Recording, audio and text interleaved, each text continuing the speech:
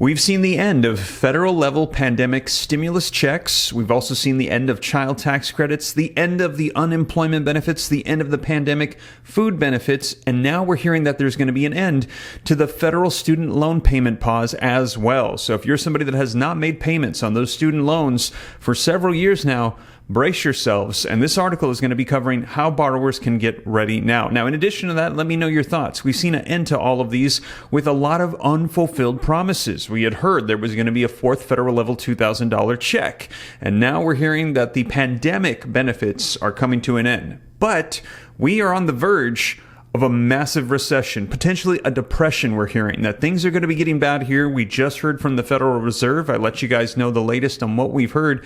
Now, in addition to that, child tax credits, we had heard those were going to be coming back. Social Security increases were going to be coming, all of these unfulfilled promises, and now they're pulling away the student loan debt, and at a time where the economy appears to be getting ready to go downhill. We heard the Federal Reserve say they hope it's going to be a mild recession, but it's sounding more imminent that there is going to be a recession right now in 2023. And now, if you owe on student loans, you're also going to have to make those payments as well. And stick around to the end for a breaking news update that just came out yesterday on what Biden had to say about Social Security, veterans, and low income. So I'm going to get you guys caught up on the latest. As you know, I let you know about the economy, stimulus, Social Security, everything going on.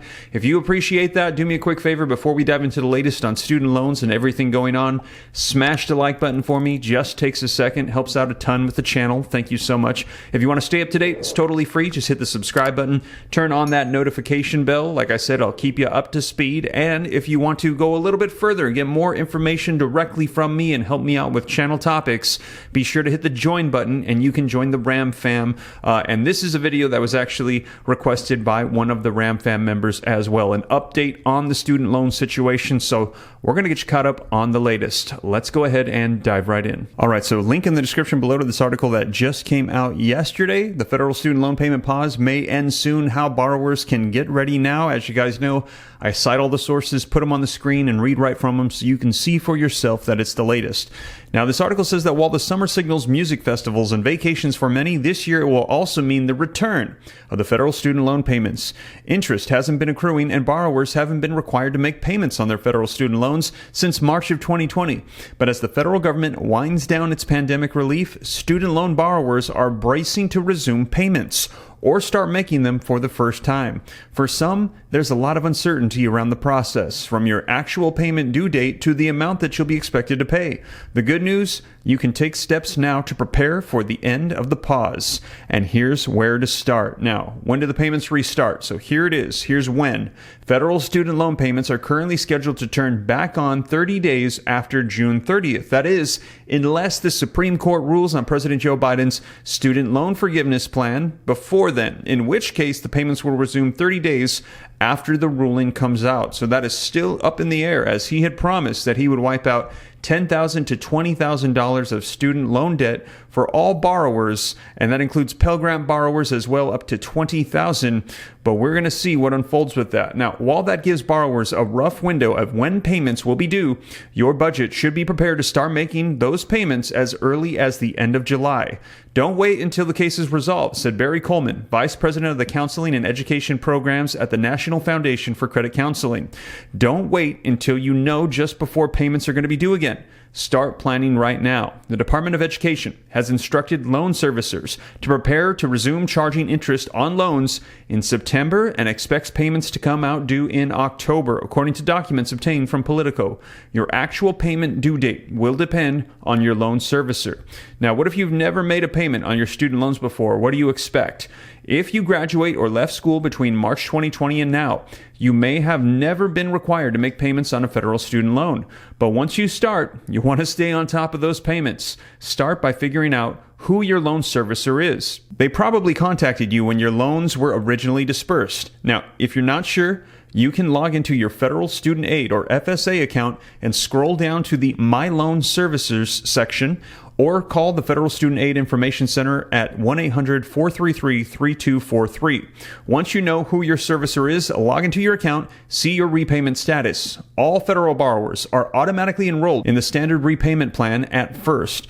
Under standard repayments, you pay a fixed monthly payment of at least $50 up to 10 years, making it the quickest repayment plan available for federal loans. Your servicer's website should give you all the information that you need to make the first payments, including the amount and the due date. So be sure to check that out to find out your specific situation. Which payments plan is going to be right for you? Well, depending on the specific situation, you might need or want to enroll in a different repayment plan. Borrowers who are planning to pursue public service loan forgiveness are required to enroll in an income-driven repayment plan in order to qualify for the loan forgiveness down the road. And again, that is still up in the air. We're waiting to see if that's going to get approved. If you can't afford your monthly payments under the standard repayment plan, you might want to consider enrolling in an IDR like the Revised Pay As You Earn Repay plan, which caps monthly payments at 10% of your discretionary income. Borrowers earning less than 150% of the federal poverty level may qualify for 0 monthly payments. The Biden administration is planning to enact changes to these plans that make payments even more affordable. It's not clear when the changes will go into effect, but the administration has said it's hoping to start implementing some of them at the end of this year. Now, the FSA has a loan simulator tool that can help you determine which payment plans is best suited for your priorities, whether that's paying off your loan as fast as possible or keeping your monthly payments low and fixed. Now, what if I can't afford my monthly payments? Taking each borrower's income into account, IDR plans aim to make sure that borrowers can either continue making small affordable payments or reduce responsibility to $0. No matter where you fall on the income scale, it's a good idea to see if your IDR plan would reduce your monthly payment. Borrowers who qualify for $0 monthly payments through Repay or one of the other IDR plans can still make progress, even if the balances aren't shrinking. Those 0% payments still go towards the 120 payments required to receive loan forgiveness through PSLF as long as you work for the qualifying employer.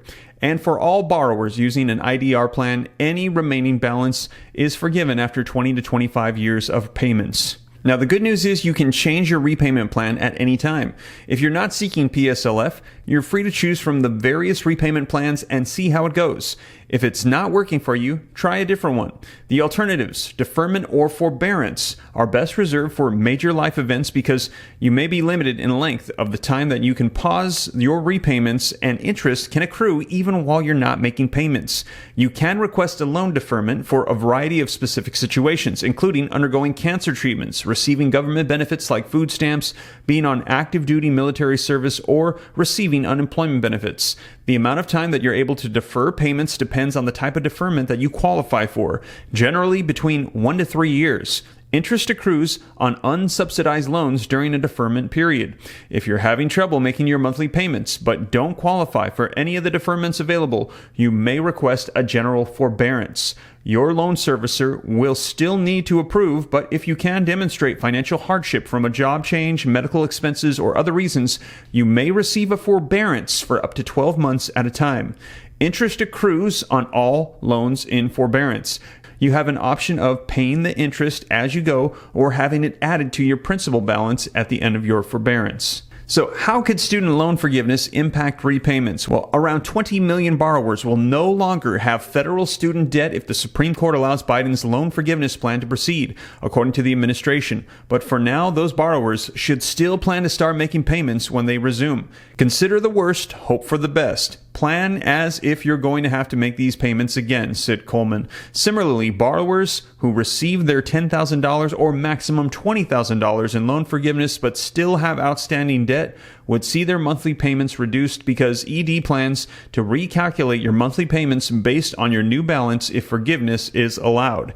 The uncertainty makes it tough for those who want to be able to plan with the exact numbers. But in order to avoid missing payments or under budgeting, it's a good idea to assume that your monthly payments will be as high as it will without the loan forgiveness. Now, for now, take a look at your finances, and if you have any questions about your loans, talk to your servicers right away, Coleman said. The Biden administration has warned of major delays and customer service issues when payments resume, so it doesn't hurt to get ahead by reaching out to your servicer now. So they're saying prepare yourselves right now. I think that's some pretty sound advice, just in case a lot of the things that they promised don't go through and we have some more unfulfilled promises. You're going to want to be ready because payments are going to be starting here very soon for a lot of people, and the last thing you want is to be blindsided if this is an end to yet yet another stimulus provision that was available to help out people through the pandemic, which they're now saying is coming to an end. Now, I will be sure to keep you guys up to date because things could change. We're still waiting on that judgment to come through to see what happens. And also, we're still waiting to see about Social Security, child tax credits. I'll keep you up to speed on all of them. And also, just recently, I'll let you know about the debt ceiling crisis we're in right now. There's supposed to be a big meeting on the 9th. And also, we've heard back and forth about how this is going to be impacting our veterans and Social Security and Medicare.